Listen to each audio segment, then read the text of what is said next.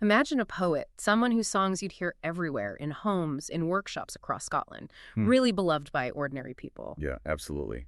But then his deeper stuff, the more complex writing, Yeah. critics and publishers often just brushed it aside, ignored it, really. Exactly. And this wasn't just any writer. He was fiercely independent, someone who spoke truth to power. Mhm. And his life itself is fascinating, bridging that old world of artisan crafts with the whole new industrial era dawning. That's him. Today we're doing a deep dive into Robert Tannahill. He was a Scottish weaver poet from Paisley, lived 1774 to 1810. And our mission here really is to get past that sort of narrow 19th century take on him. Right, the idea that he just wrote insipid but well-liked song, there's so much more there. There really is. We want to uncover his sharp insights into the social and political world around him, his surprising radicalism, actually, and this deep empathy he had. And we're leaning heavily on a modern critical biography, looking at his life, his letters. By the end of this, you'll hopefully see a writer whose concerns, whose voice still feels very relevant today. It resonates.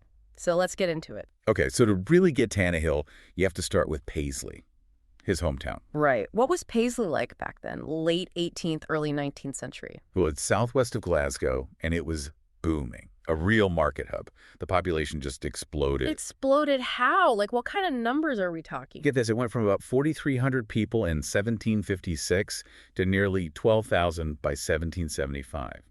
That's less than 20 years. Wow. That's incredible growth. And driven by weavers, primarily. Mostly, yeah. Huge influx, Yeah. including Tannahill's own father, James. He came over from Kilmarnock in 1756 with his three brothers. They were all weavers. But that kind of rapid expansion, Rah. it must have had downsides. Unfettered capitalism, as the source calls Oh, it. absolutely. It led to serious overcrowding. And with that came disease. It wasn't all smooth sailing, not by a long shot. So, amidst all that change, how did the Tannahill family fit in? Were they struggling from the start? Actually, in Robert's early life, they seem to have been relatively okay. Comfortable, even. His father, James, was quite a figure in the community. How so? Very civic-minded. He was elected a director of the Paisley Hospital for 5 years from 1786 and involved with the local dispensary from 88. A real sense of public duty. That kind of example must have rubbed off on Robert, you'd think. Probably did. And creativity was there, too. His mother, Janet Pollock, her family had poetic connections. Her brother, Hugh Brodie, was apparently known as the Poet Laureate of Loch Winnoch. Ha! Quite a title. And the Tannahills own property. They did. They built their own cottage in Queen Street in 1775, cost just over £60, and they owned their looms. So for weavers back then, at least initially, that suggests a decent economic position. Yeah, in Robert's early days, it seems so. It's a stark contrast to how things got later. Right. Tell us about that shift. How did life change for weavers like Tannahill? Well, up until about 1795, weavers could apparently make a decent living working just 4.5 days a week. That sounds pretty good. It does. But after 1800, things got much, much harder. The economics shifted. By 1807, Tannahill himself was poor enough that printers were actually reluctant to publish his work. That's a tough turn of events. Still, being an artisan, even a struggling one, did that give her certain freedoms? It did, in a way. That weaver's life, even when tough, offered some flexibility.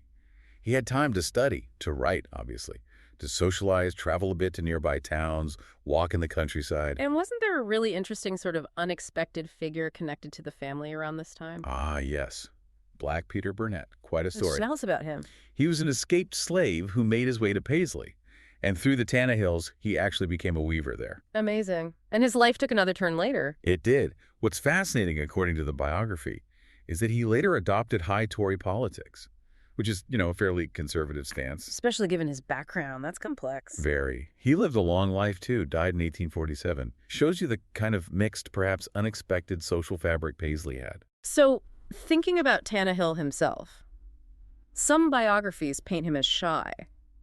Does that hold up? Well, the evidence kind of pushes back against that. He was very active socially. Like what?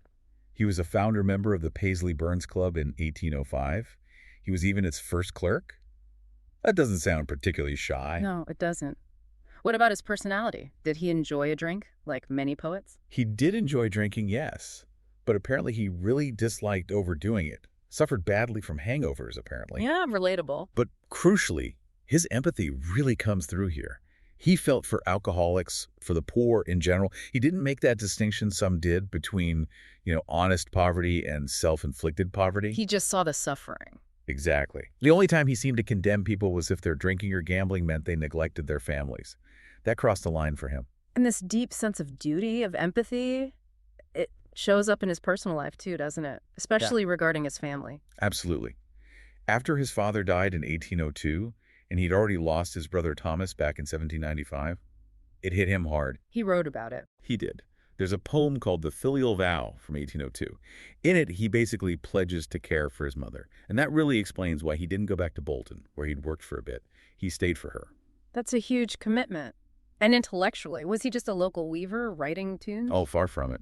He was clearly well-read, culturally sophisticated. He knew his classics references, Orpheus, for example. He read the big periodicals of the day, like the Edinburgh Review, Scott's Magazine. So he was engaged with the wider intellectual world. Definitely. He even had this funny sort of witty take on Scottish music, suggesting it was so powerful, if Orpheus had played Scottish tunes in the underworld, they'd never have let him leave. That's great. Okay, so that paints a picture of the man. Let's move into his views, his politics, his social commentary. How did he see the world? Well, he wasn't really aligned with a specific political party as such, but his sympathies definitely leaned towards what they called Whig causes back then. Which meant what, generally? More progressive ideas? Yeah, things like abolishing the death penalty, abolishing slavery. He was also strongly against animal cruelty, like cockfighting. And he valued his independence. Fiercely. He really despised literary patronage, relying on wealthy sponsors, hated inherited wealth, unchecked power. You can almost read his writing itself as a kind of resistance. Resistance against what? Against how expanding capitalism was eroding that artisan independence he cherished, that control over your own work, your own life. So he saw the wealthy, the powerful as problematic. As oppressors, yeah. He used pretty strong language, haughty despot. He basically equated the British ruling class with Napoleon in their arrogance. He was making a point about the equal worth of all people. That's quite radical for the time. How did this view translate to the biggest event of his era, the Napoleonic Wars? The wars. He had a very nuanced take. He saw the whole long conflict from 1793 to 1815 as just pointless human folly. Not picking sides. Fundamentally, no. He disliked all imperialism, whether it was British or French. And he really understood the connection between the war economy and what was happening to ordinary people, the social conditions. He wrote very disapprovingly about the war and its economic fallout. But speaking out against the war, that could be dangerous then, couldn't it? Extremely dangerous. Accusations of treason were flying around. You had things like church and king mobs attacking anyone seen as disloyal. So his opposition often had to be a bit muted, coded, perhaps. Understandable. But was his opposition absolute? Did he never support the British effort? There was one exception, or rather a specific context. When the threat was about a direct French invasion of Britain, then he wrote more approvingly of the war effort. So more about defending home turf than supporting foreign adventures. Exactly. It seems rooted in fear for his homeland, not support for the wider conflict. And even then, his writing about soldiers is always full of feeling, sympathy for their plight, the individuals caught up in it. You can see that connection between the big picture and the human cost. Like in that poem, the Epistle to Robert Allen. Right, from 1808. He talks about the wicked, endless war that robbed industry over bread, making that direct link between war and economic hardship for working people. And he used humor, too, didn't he? That piece about the French invasion. Yes, the epigram French invasion. Yeah. It's brilliant, really sharp. It uses irony and sarcasm. It's not actually about hating the French. It's a critique of the British government using the threat of war to justify squeezing higher taxes out of its own people. A very cynical but probably accurate take. And he sums up his view of the whole war devastatingly. And what is for? For not in faith, just condemning the senselessness on both sides. That's powerful stuff. Beyond the war, what about his wider sense of social justice? You mentioned empathy earlier. It runs deep in his poetry. There's this recurring idea that humans are naturally moral when they're in harmony with nature. Desecrate nature, and you invite sadness. A lesson from his father, you said. Yeah, his father taught him a lesson of humanity about animal cruelty. And this empathy extended to people pushed to the edge. Like during a Paisley riot in 1809, he was sympathetic to the rioters, even when they started stoning officers. He understood the desperation. And he wasn't alone in holding these kinds of views in his circle. Not at all. Friends like James Scadlock, William McLaren, they were described as having radical political outlooks. Another associate, Alexander Wilson, was heavily influenced by Thomas Paine, the revolutionary writer. So he was moving in quite progressive, even radical company. He was, and his songs really connected with people, both in the countryside and the growing towns. Another Weaver poet, William Tom, had this lovely phrase. He saw poets like Tannahill as priests for the low-hearted. Wow. Priests for the low-hearted. That captures something powerful. Did this independent streak extend to religion, too? How did he view the church, particularly Presbyterianism in Scotland? He seems to have been largely skeptical of most branches of it, yeah. Skeptical how? He used satire quite effectively. Poems like Mode for Attaining a Character or The Trifler's Sabbath Day, they poke fun at just blindly following church authority. So encouraging people to think for themselves. Pretty much. He suggested people should form their own opinions freely, and that maybe choosing your own way to spend a Sunday rather than sitting in church wouldn't actually lead to eternal damnation. It was a push for individual conscience over rigid dogma. A truly independent mind, then. Okay, let's pivot to his literary legacy. We know the songs were popular, but how was his other work treated, especially after his death? Well, that's where it gets complicated. Historically, some influential critics really tried to shape his image. William Motherwell is a key example. Who was he? He was a later editor and critic, but also a staunch unionist and an ultra-Tory.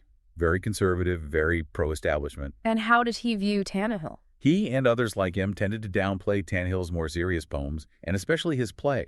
They wanted to focus almost exclusively on the songs, framing them as these nice, simple, depoliticized pastoral tunes. Almost trying to sanitize him.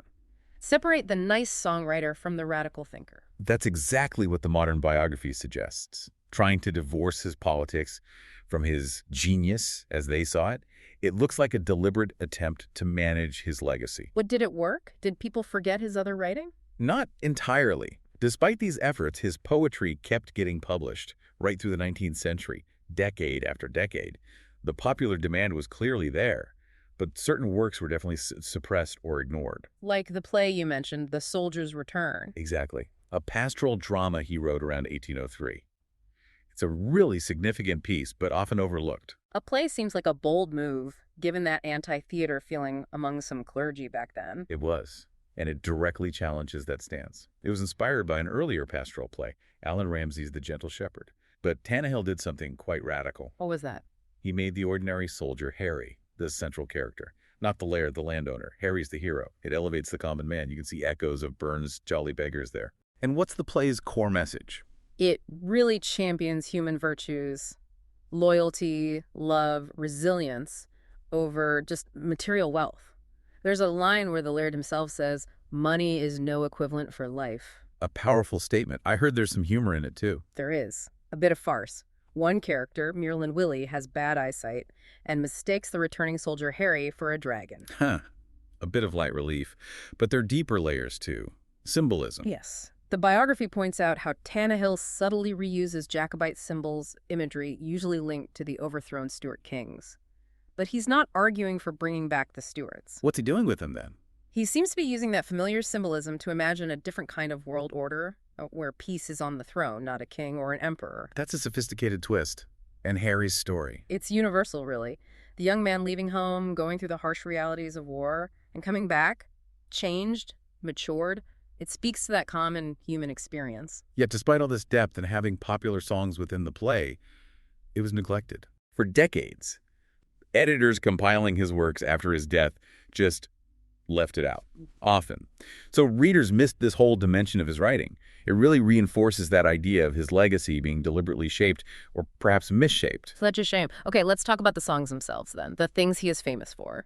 We know Jessie, the Flower o' Dunblane, was huge. Immensely popular, circulated everywhere, even Dickens parodied it later. But even this seemingly simple love song has layers. More than just praising Jessie. Oh yeah, it contrasts the beauty of nature and real love against the foolish and vain sports of the city, the emptiness of loftiest grandeur. There's a subtle critique of those who would harm innocence, the villain who blight in its bloom the sweet flower. Which connects back to his bigger ideas. You could argue it connects to his anti-imperialist, anti-exploitation views, protecting the natural, the genuine, from the corrupting forces. Fascinating. And then there's the Negro Girl. That one sounds much more overtly political. It is. A really powerful abolitionist song. It shows incredible empathy for enslaved people. He's explicit. It doesn't matter how kindly a slave is treated, the very fact of being enslaved is deplorable. Full stop. That's remarkably clear-sighted for the time. Any particular phrasing stand out? The use of dear native shore to refer to Africa, that's quite subversive, centering the enslaved person's perspective, challenging the British imperial viewpoint. His songs really carried weight. What about others? The Wandering Bard. That one tackles economic hardship, class critique. It's about a traveler who refuses to stay at an inn because the innkeeper had disrespected a poor bard. It's a quiet stand for dignity. And Gloomy Winter's Now Away. That sounds like a standard nature poem. It starts like one, celebrating spring's return, but then it takes this sharp turn at the end into deep personal grief and loss. It links the beauty outside with this profound internal sorrow. It's very affecting. He connects the personal and the universal so well. There's another one, Companion of My Youthful Sports, about losing a friend in the war. Yes, set to the tune Gilderoy. Written after a friend died at the Battle of Corunna in 1809. He's just heartbreakingly direct about the deadly impact of the actions of states on powerless individuals. How does he put it? He calls soldiers victims. A victim to the pride of courts, laying the blame squarely on the powerful, the rulers. Wow. And then there's Welcome, Welcome One and All, or The Social Bowl. That sounds quite different. It's incredibly radical, really. It's a song celebrating shared humanity, absolute equality. Who's invited to this social bowl? Everyone. Sailors, soldiers, tradesmen, scholars, sages, poets, bards, all social ranks together.